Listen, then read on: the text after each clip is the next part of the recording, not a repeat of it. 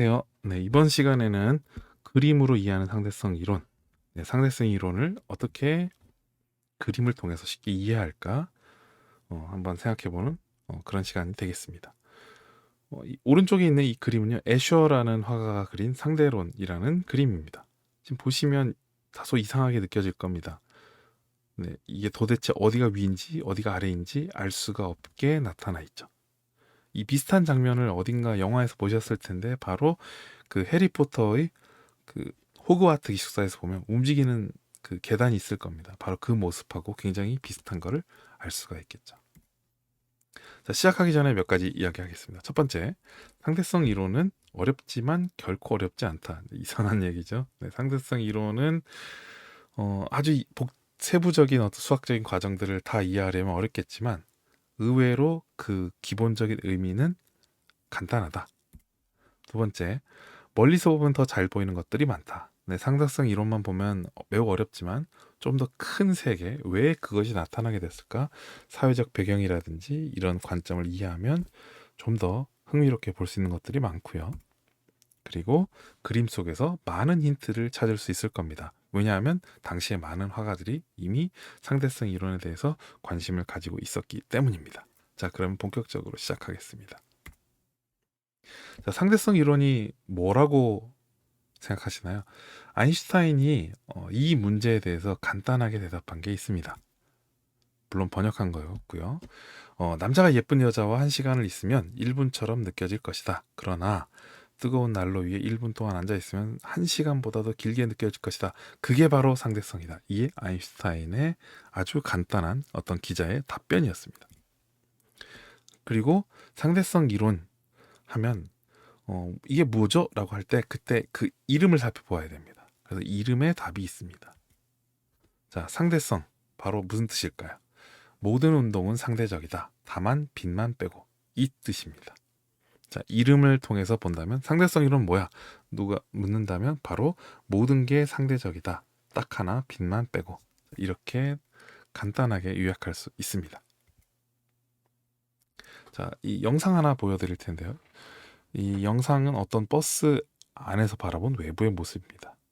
어떻게 보이는지 한번 살펴보시죠.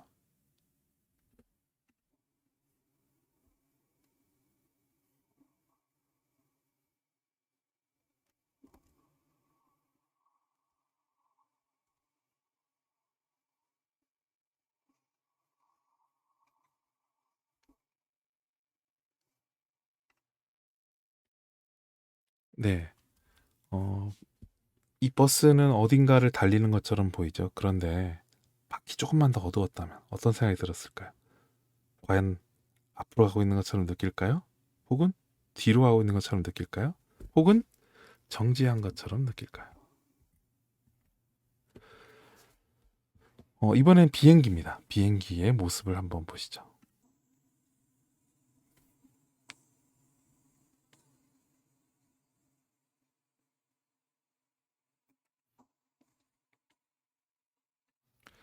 자, 하늘에 떠 있는 비행기. 자, 이 비행기는 가만히 정지하고 있을까요? 혹은 앞으로 빠르게 나아가고 있을까요?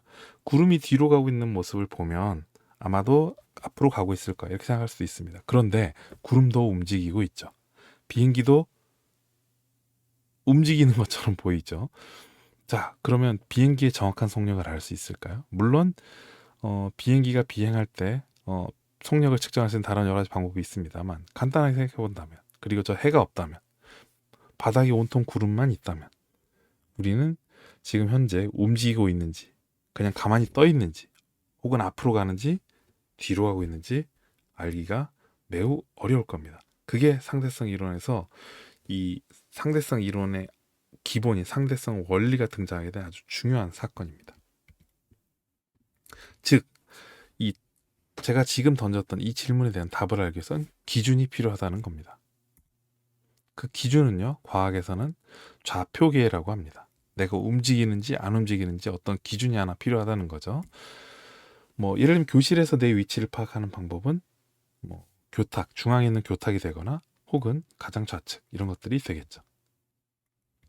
자, 그러면 이 좌표계 기준을 많은 이 과학자들은 절대 공간이라고 불렀어요. 우주의 어떤 기준이라는 거죠.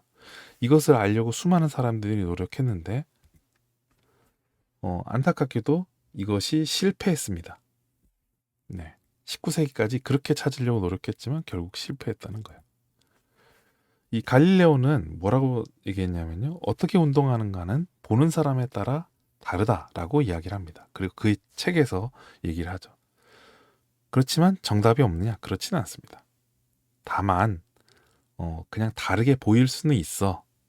그러니까 그냥 정답은 있지만 그게 그렇게 보일 수는 있단다라고 설명하는 거죠. 자, 한번 예를 들어볼까요? 어떤 사람이 바깥에 정지에 있습니다. 이 도로는 네, 시속 50km로 제한되어 있습니다. 자, 어떤 두 개의 버스가 있는데요. 한 버스는 시속 70km, 한 버스는 시속 30km입니다. 자, 그러면 정지인 사람 입장에서 어떻게 보일까요? 이 70km는 그래 70km로 달리고 있네. 너무 빠른데? 라고 얘기하겠죠. 그런데 30km로 달리고 있는 사람의 입장에서는 어떻게 보일까요? 40km처럼 보이겠죠. 자, 두 사람이 이렇게 서로 다르게 보인다라고 하는 겁니다. 누가 정답일까요? 우리는 정지에 있는 사람을 정답이라고 할 겁니다. 왜냐하면 우리 모두 정지에 있으니까. 자, 누구 말이 맞을까요? 왜냐하면 우리는 이게 익숙하거든요. 이 정지한 지구가 정답, 이것이 기준이 되기 때문에 그렇습니다. 마흐는 이 문제를 고민합니다. 이걸 우리가 어떻게 찾을 수 있을까? 그러니까 이 좌표계, 절대 공간을 어떻게 찾을 수 있을까 고민하죠. 회전목마를 타고 있으면 사실은 돌고 있다는 걸 느끼죠. 근데 회전목마가 엄청 커지면 어떻게 되죠? 돌고 있는 것 자체를 못 느끼죠. 그 대표적인 예가 바로 우리가 살고 있는 지구입니다. 지구에서는 얼마나 빠르게 돌고 있는지 우리는 알지 못한다는 그런 문제가 있죠. 그러면서 생각하죠. 지구도 돌고 있는데 우리가 돌고 있는 걸 못 느껴. 그러면 우리는 기준을 찾을 수 있을까? 라는 생각에 빠지게 되죠. 아인슈타인은 이러한 많은 사람들의 노력을 통해서 그 위에 숟가락 하나를 더 얹습니다. 특히 이제 사고 실험, 머릿속으로 실험을 하죠. 자, 전자기파라는 게 있습니다. 빛은 모두 전자기파라고 부르죠. 그리고 이 그림처럼 계속해서 퍼져나가고 있습니다. 자, 그런데 만약에 이 전자기파와 똑같은 속력으로 쫓아간다면 어떻게 보일까요? 아래에 있는 그림처럼 정지한 것처럼 보일 겁니다. 자, 그런데 문제는 정지하면 이 전자기파라고 부를 수 없어요. 파동은 끊임없이 움직이는 겁니다. 그러면 어떻게 보일까요? 멈춰 있는 것처럼 보이겠죠. 이게 가능할까요? 하나의 현상이 다른 사람들에게 다 다르게 보일 수는 있어. 근데 빛이 그럴 수는 없어. 라고 생각했던 게 바로 아인슈타인이었습니다. 이러한 과정들은 안 될 거다라고 생각했던 거예요. 그래서 다음과 같은 결론에 이릅니다. 오케이, 상대적인 건 좋아. 그렇지만 빛은 항상 똑같다고 해야 돼. 왜냐하면 빛이 달라지면 그건 말이 안 되거든. 이렇게 생각했던 거죠. 그래서 빛이라는 현상은 항상 누구에게나 똑같을 거야 라는 생각으로부터 출발한 것. 그것이 바로 광석골변의 원리입니다. 상대성 이론에서 유일하게 절대적인 룰이죠. 근데 아인슈타인만 이런 생각했을까 하는 겁니다. 이런 상대적인 이 물리 법칙, 물리 이론들을 만들어내듯이 다른 분야의 사람들은 없었을까요? 그렇지 않다라고 하는 겁니다. 자, 14, 18세기는 단일하고 보편적인 정답을 추구했습니다. 그 대표적인 예가 지금 보시는 이 그림처럼, 물론 이건 프레스코아라 많이 손상되었지만 다시 복원한 그림입니다. 이 그림에서의 규칙이 나타나는 규칙처럼 선원근법이, 그리고 만유인력의 법칙처럼 보편적인 정답을 추구했던 게 바로 14에서 18세기 많은 과학자와 예술가의 생각들이었습니다. 그런데 18, 19세기 넘어오면서 이 규칙에 예외를 하나씩 만들기 시작합니다. 그림을 그리는 화가들은 색깔에 대해서 고민하기 시작해요. 선원근법은 물체의 모양은 정확히 묘사하지만 색깔은 설명하지 못합니다. 그래서 물체의 색깔을 끊임없이 탐구하죠. 그러면서 결론을 하나 얻습니다. 그 결론은 뭐냐? 바로 색깔은 빛의 영향을 받는다는 겁니다. 그래서 모네는 루앙 성당이라는 작품, 이 루앙 성당을 매일 보고 여러 컷의 그림을 그립니다. 비가 올 때, 날이 저물 때, 흐릴 때, 계절에 따라서 굉장히 다른 모습을 띠게 되죠. 왜냐하면 우리가 보는 색깔이라고 하는 것은 빛에 의해서 반사된 그 무엇인가이기 때문입니다. 그리고 조르주 세라 전면법으로 유명한 화가입니다. 이 화가는 서커스라는 작품을 그리는데요. 저 그림을 잘 보시면 저기 있는 저 말 위에 있는 무녀가 굉장히 위태롭게 보일 겁니다. 원래 저렇게 그리지 않습니다. 아주 정적이고 안정된 구조로 모든 그림들을 그리게 되죠. 이것이 르네상스 이후의 규칙입니다. 그런데 그 규칙을 순간의 찰나를 잡아내는 것으로 이렇게 굉장히 독특하게 나타냅니다. 이런 규칙을 깨는 이런 사람들, 이 사람들을 흔히 인상주의, 인상파라고 부릅니다. 그리고 이 인상주의가 등장한 이유는 과학기술의 영향이 굉장히 컸습니다. 특히 카메라가 등장했거든요. 카메라는 자연이나 사물을 그대로 재현해내고 싶었던 이 예술가들의 꿈을 산산조각 냅니다. 그래서 이 세잔의 정물이 등장하게 되죠. 이 사람의 그림을 보면요, 여러 가지 시선에서 나타난 이 그림인 것을 알 수가 있습니다. 그래서 사물들마다 이 눈높이가 다 달라요. 이런 특징들이 바로 예술가들에게 엄청난 큰 충격을 가져다 주게 됩니다. 바로 이렇게 여러 가지 시선이 있다는 걸 깨닫게 되죠.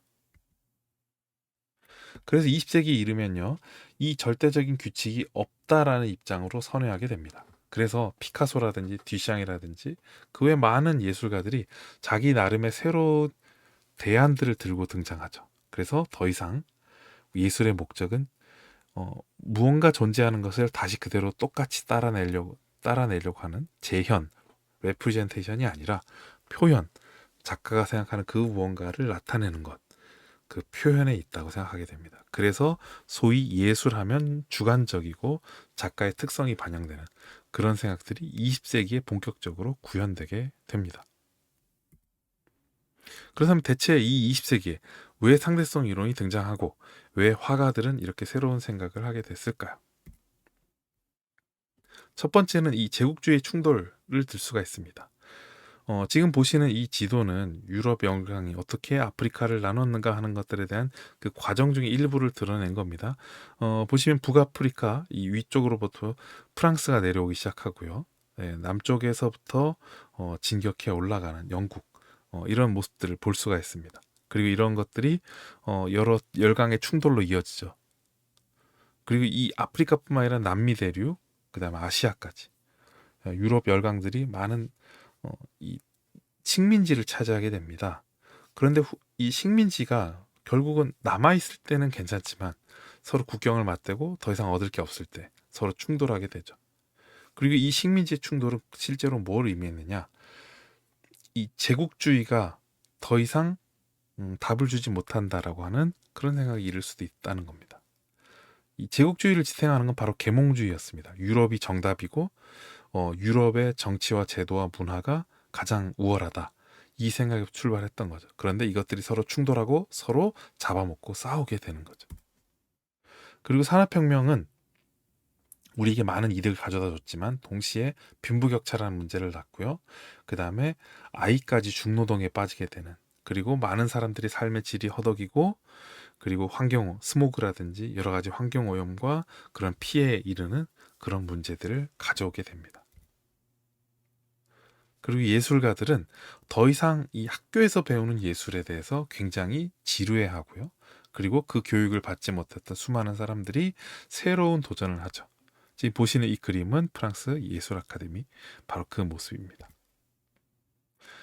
그래서 이 이성과 합리의 시대, 근대 르네상스 이후에 열었던 이 시대가 종말을 고하게 되는 것이 바로 19세기, 20세기 넘어가는 그 과정이었고요. 그래서 새로운 감성이라든지 인간의 새로운 면들을 이용해서 세계를 살펴보려는 그런 노력들이 진행됩니다. 그리고 당대에 많은 발견과 사건들이 있었지만 또 충격적인 것 중 하나는 바로 이 아인슈타인 사건이었습니다. 자, 이것은 실제로 유럽의 이 뉴욕 쪽에 아주 율관지에 실렸던 장면인데요. 이 그림 보시면 위쪽에 보이실까요? apparent position of the star라고 보일 겁니다. 그러니까 실제 별의 위치와 겉보기 별의 위치가 차이가 난다는 걸 알 수 있어요. 이것을 이 일간지에 헤드라인에 바로 걸게 됩니다. 아인슈타인이 얘기했던 상대성 이론이 맞다라고 하는 걸 보여주는 그런 설명이었어요. 자, 이 사건에 대해서는 좀 더 자세히 설명해 보도록 하겠습니다. 아인슈타인이 말하는 상대성 이론은 뭐냐? 모든 것이 상대적이라고 했잖아요. 특히 이 네 가지가 상대적입니다. 스페이스, 공간, 길이, 타임, 시간, 에너지, 그리고 질량. 이 네 개는 서로 상대적이고요. 서로에게 영향을 주고받습니다. 그래서 이 네 가지가 서로 영향을 주고받고 있어요. 특히 시간은 공간과 그리고 질량은 에너지와 이 둘의 관계를 각각 설명하는 것이 특수상대성 이론이라고 하는 거고요. 그리고 이 네 개를 모두 합친 것이 바로 일반 상대성 이론입니다. 하나씩 한번 살펴보겠습니다. 시간과 공간이 서로 독립적이지 않다. 이게 무슨 말일까요? 같은 공간에 있으면 혹은 다른 공간에 있다 하더라도 우리에게 모두 시간이 동일하다고 생각될 겁니다. 그런데 그렇지 않다라고 하는 게 아인슈타인의 주장입니다. 여긴 두 명인 사람이 있습니다. 한 명은 지구에 남아 있고요. 한 명은 우주선을 타고 갔다 옵니다. 자, 그럼 누구의 시간이 더 천천히 흐르느냐?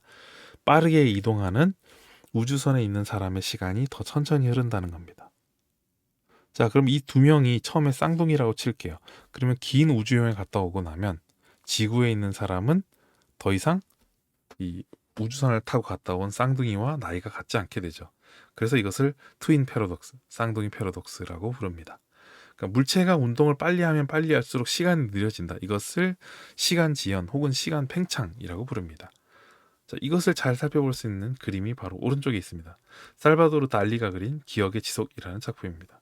보시면 이 치즈처럼 시계가 축 늘어지는 걸 알 수 있죠. 특히 이 살바도르 달리는 이 시계를 형상화한 이런 식의 그림들을 많이 그립니다. 물론 살바도르 달리가 상대성 이론을 아주 심취해서 물론 그렇게 나타낸 것들은 아니었습니다만 이 그림에 있는 아이디어들을 통해서 그렇게 접근할 수 있다라고 하는 겁니다. 물체의 속력이 빨라질수록 더 빨리 움직일수록 시간은 천천히 흐르지만 길이는 줄어들게 됩니다. 자, 원래의 길이보다 이렇게 빛의 속도, 여기서 말하는 c는 빛의 속도입니다. 빛의 속도의 0.95, 그러니까 95%까지 빨라지면 이렇게 길이가 줄어든다는 거죠. 자, 그리고 시간과 공간이 독립적이지 않으면 아주 이상한 일이 벌어집니다. 동시성의 상대성이라는 건데요. 이 동시성의 상대성은 무슨 뜻이냐? 동시에 일어난 어떤 사건이, 적어도 나에게 일어난 어떤 동시에 일어난 사건이 다른 사람에게는 동시에 일어나지 않은 것처럼 보일 수 있어. 그리고 누가 맞는지는 모르겠다라고 하는 겁니다. 자, 여기 A와 B에 갑자기 화재가 일어났습니다. 가운데 있는 사람은 어떻게 보일까요? 동시에 일어났다면 A, B는 양쪽에 동시에 불이 났어라고 얘기했죠. 그런데 아래에 아주 빠른 기차 혹은 버스를 타고 이동하는 사람이 있다고 칠게요. 자, 그렇다면 이 사람에게는 어떻게 보일까요? 이렇게 움직이고 있다면 A의 불빛을 먼저 보게 될 겁니다. 자, 왜냐하면 이동하고 있을 테니까요. 자, 그럼 어떻게 생각할까요? A에서 먼저 불이 난 다음 B는 나중에 일어났다. 이렇게 얘기할 겁니다. 자, 누구의 말이 맞을까요? 우리가 봤을 때는 동시에 일어난 게 맞죠. 그런데 버스에 타고 있는 사람 입장에서는 A가 일어난 게 맞습니다. 근데 왜 우리는 동시에 일어났다고 생각할까요? 왜냐하면 우리는 버스 밖에 정지해 있기 때문입니다. 관점이 다르기 때문에 벌어진 일이다. 우리도 버스를 타고 있다면 다르게 생각했을 거야. 그럼 여기 정답이 있을까? 정답이 없다. 라고 하는 게 바로 동시성의 상대성입니다. 이런 컨셉들은 사실 그림에서 종종 일어나요. 제일 왼쪽에 있는 이 달리가 그린 그림을 보면요. 여러 가지 재밌는 장면이 많은데 하나씩 살펴볼까요?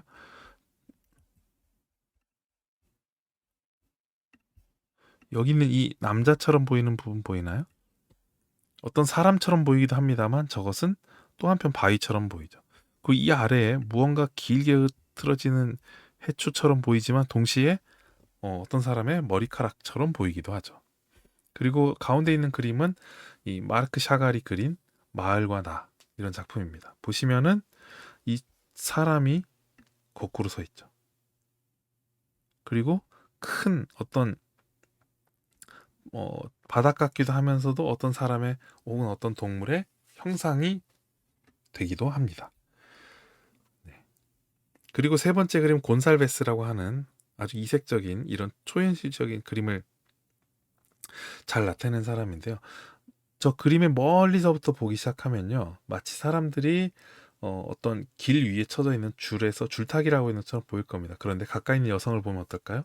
이 아래에 어마어마하게 높은 곳에서 줄타기를 하고 있는 것처럼, 마을에서 줄타기 하는 것처럼 보일 겁니다. 그럼 뭐가 맞는 거죠? 우리는 어떻게 보느냐에 따라서 달라진다라고 하는 이런 개념을 이 그림에서 아주 적극적으로 갖다 씁니다. 자, 이런 생각들을 조금 이용하면요, 아주 재미있는 현상도 일어납니다. 대표적인 게 이 반폴 패러독스라고 하는 건데요. 자, 제가 빠르게 운동하면 길이가 짧아진다고 설명을 했습니다. 자, 그러면 여기 20m짜리 막대기가 있고요, 10m짜리 헛간이 있습니다. 자, 이 막대기를 헛간 안에 집어넣으려면 어떻게 해야 될까요? 아주 빠르게 움직이면 되겠죠. 그래서 빛의 속도의 90% 정도로 움직이면 길이가 8.7m 정도로 줄어듭니다. 그러니까 아주 잠깐이긴 합니다만 저 안에 집어넣을 수 있게 되겠죠. 그런데 사실은 막대기 입장에서 보면 누가 움직이고 있나요? 건물이 움직이고 있죠. 그러면 건물이 더 작아집니다. 자, 그럼 넣을 수 있을까요? 불가능하죠. 그러면 건물의 입장에서는 막대기가 오고 있으니 가능해 라고 얘기하겠지만, 막대기의 입장이라면 이건 불가능한 일이다, 저 헛간 안에 다 집어넣는 것은 불가능하다, 이렇게 말할 겁니다. 자, 이것이 헛간의 관점이죠. 자, 순간적으로 다 안에 들어갈 거야. 그런데 사다리의 관점에서 보면요, 이렇게 큰데 집어넣을 수가 없지 라고 말하는 거죠. 자, 이런 그림 생각해 볼 수 있습니다. 마그리트의 정지된 시간, 타임 트랜스픽스라는 작품입니다. 저 벽난로가 일종의 하나의 터널이라고 생각해 보시죠. 방금 전에 봤던 그런 헛간. 우리는 어떻게 보느냐에 따라서 저게 완벽히 그 안에 들어갈 수도 있고 혹은 튀어나올 수도 있을 겁니다. 그리고 마그리트의 그림들을 보면 이렇게 벽시계 혹은 시간을 이렇게 종종 나타내는 경우들을 볼 수가 있습니다. 그래서 이 시간과 공간을 좀 더 의미 있게 표현하기 위해서 이 상대성 이론에서는 시공간 도표라는 걸 사용을 합니다. 자, 어떻게 하냐면요, 어떤 X축 혹은 2차원 평면을 공간으로, 그리고 이 세워진 축을 시간으로 나타내는 거죠. 자, 그러면 만약에 어떤 물체가 이렇게 정지해 있다고 칠게요. 그러면 공간적으로 이동한 게 없으니까 X축 값은 0이겠죠. 그러니까 이거를 이렇게 이동한 걸로 볼 수 있을 겁니다. 만약 공이 일정하게 이동하고 있다면요, 이렇게 표현할 수 있겠죠. 그리고 저 노란 공이 만약 빛이라면요, 이 공간에 존재할 수 있을까요?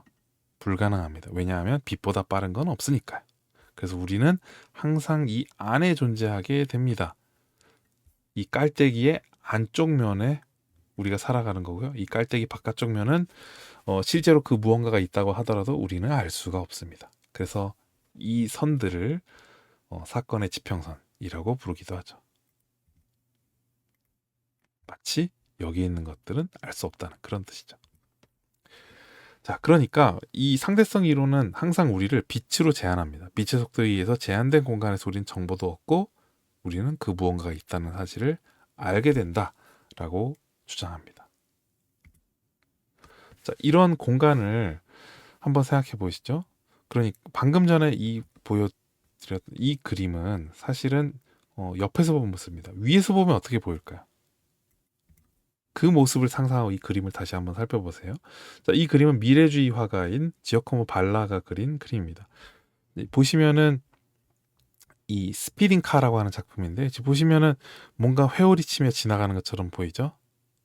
네, 마치 어떤 차가 지나가면서 나아가는 소리가 퍼져나가는 그런 모습을 상상할 수 있을 겁니다. 왼쪽이 좀 더 이해하기 어렵다면 오른쪽을 살펴봐도 좋습니다. 오른쪽 그림은 이 개가 달려가는 모습이죠. 보면 다리가 매우 많은 것처럼 보일 겁니다. 왜 그럴까요? 개가 실제로 움직이는 역동적인 모습들을 나타내려고 했던 겁니다. 그런데 어떻게 나타내느냐? 하나의 프레임에서 나타내는 거죠. 마치 꼭대기 위에서 저 개가 달려가는 모습들을 보고 그것을 하나로 합쳐진 거죠. 이 비슷한 장면 어디서 볼 수 있냐면요. 인터스텔라 보시면 이 주인공 쿠퍼가 블랙홀에 빠졌던 장면, 혹시 영화 보셨던 분들은 아실 겁니다. 그 블랙홀에 빠진 장면을 보면 이 여러가 굉장히 격자 같은 곳에 격자가 겹쳐져 있고 그 격자 속에서 굉장히 다양한 모습들이 나타난 걸 보실 수 있을 거예요. 쉽게 보자면 우리가 살아가는 것은 책의 한 페이지입니다. 그런데 책이 투명하다고 생각해 보세요. 그럼 책 표지를 볼 때 이 앞에서부터 뒤에 거까지 다 겹쳐서 나타나겠죠? 그리고 그 책에 겹쳐진 모습, 그것을 시공간 도표 이렇게 설명할 수 있다는 겁니다. 마치 이 그림처럼요. 이건 메리 에틴 줄스라고 하는 사람이 19세기 말에 아주 재밌는 기술을 만들어내요. 이거를 크로노 포토그래프라고 부르는데요. 마치 현재는 굉장히 익숙하게 잘 쓰는 방법이죠. 이 셔터를 열어놓고요. 움직이는 장면들을 연속해서 찍습니다. 그러니까 하나의 필름, 하나의 컷에 여러 장면이 겹쳐지는 거죠. 왼쪽은 어떤 남자가 걸어가는 장면, 어떤 군인이 걸어가는 장면, 그리고 허들을 넘는 장면이 오른쪽입니다. 이런 기술들을 가지고 그림에 적용하기 시작해요. 그래서 아까 같은 개와 같은 그림들이 나타나는 거죠. 그리고 상대성 이론은 질량과 에너지가 서로 교환 가능하다는 겁니다. 질량이 에너지가 될 수 있고 에너지가 질량이 될 수 있다고 하는 거죠. 이 그림은 비키니 섬의 새 스핑크스라고 하는 달리가 그린 작품입니다. 이 비키니가 도대체 무슨 뜻이냐? 비키니는 이 핵실험을 했던 바로 했던 그 섬입니다.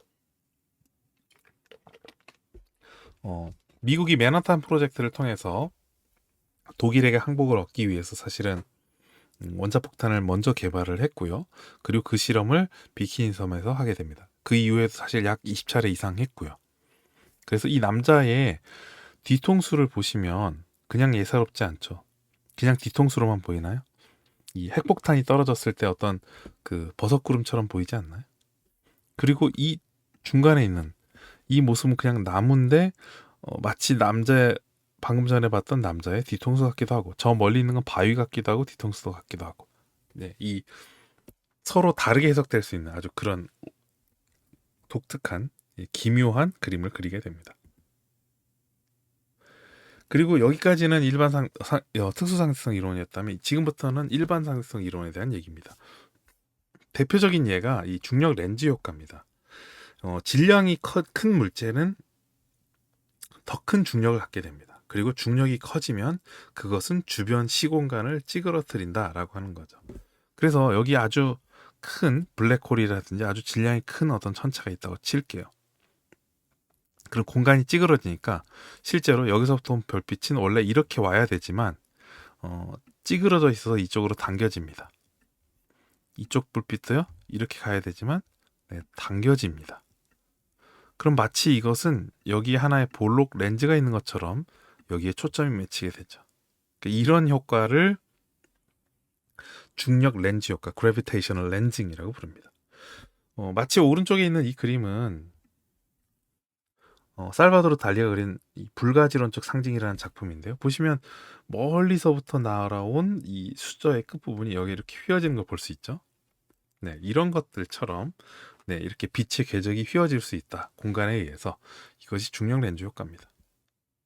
그리고 바로 이 효과를 설명한 게 아까 설명했던 1919년에 바로 그 계기일식입니다. 자, 먼저 일식이 뭔지 살펴봐야 되는데요.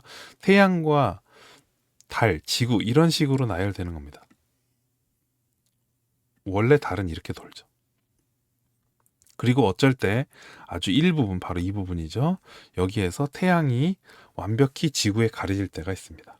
그것을 계기일식, 오른쪽 사진과 같이 일어나는 거고요. 그리고 이 계기일식은 여러 군데서 일어나는 것들 항상 예측할 수 있습니다. 그리고 1919년에 바로 그것을 예측하게 되죠.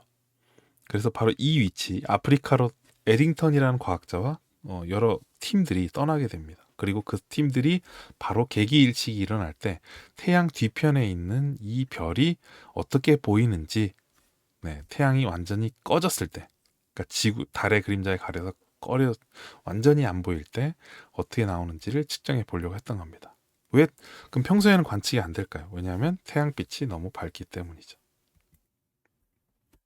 그래서 1905년에 처음 특수상대성 이론부터 시작해서 이제 1915년까지 완성이 되고요. 그리고 실험적으로는 1919년에 바로 검증이 됩니다.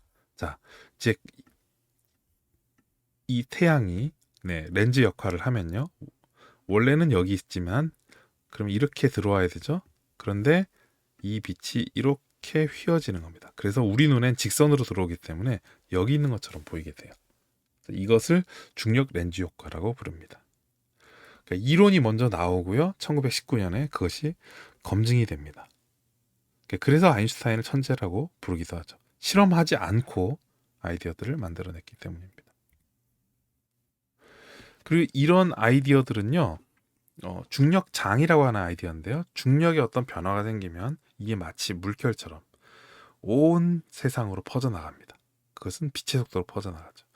이런 아이디어들을 나움 가보라고 하는 이 러시아 출신의 공학적 배경을 가지고 있는 예술가가 아주 재밌게 표현을 합니다. 보시면은 이러한 휘어져 있는 곡면들 이런 것들이 사실은 일종의 중력에 의해서 휘어진 공간 이런 것들이라고 생각해 볼 수도 있겠죠.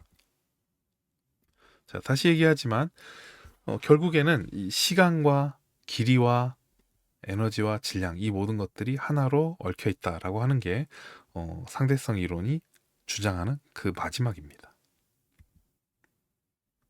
자, 지금까지 했던 내용들 간단히 살펴보면요. 과학에서는 상대성 이론, 예술에서는 표현주의, 그다음 상대적인 이런 표현들이 등장하게 되죠. 그럼 이러한 것들은 왜 등장하게 됐을까요? 이 사회적 배경이 있다라고 하는 겁니다. 그래서 마치 이 거대한 토양 속에서 자라난 식물, 그것이 어떤 것은 과학, 어떤 것은 예술 이렇게 볼 수 있다는 겁니다. 그래서 이 위대한 예술가처럼 결국 위대한 과학자도 독특한 자신만의 시각을 가지게 된다. 이렇게 말할 수 있을 겁니다. 물론 지금까지 설명드렸던 내용들을 모두 상대성 이론을 이해해서 그 예술가들이 이렇게 했던 것들은 아니었고요. 이 그림을 그렇게 해석할 수 있다. 그리고 어떤 사람들은 자기의 나름대로 이 사건과 여러 가지들을 해석해서 표현했다라고 하는 겁니다. 그러니까 상대성 이론을 과학 이론들을 모두 이해하지 않더라도 예술가가 자신의 시각으로 이해하고 해석했을 때 나타낼 수 있는 새로운 아이디어들이 있다라고 하는 점을 강조하고 싶습니다. 자, 그럼 앞으로도 과학에 대해서 많은 관심을 가져주시길 부탁드리고 또 이 아이디어들을 가지고 다양한 분야에서 한번 직접 적용해 보시고 새로운 아이디어를 만들어 보시기 바랍니다. 감사합니다.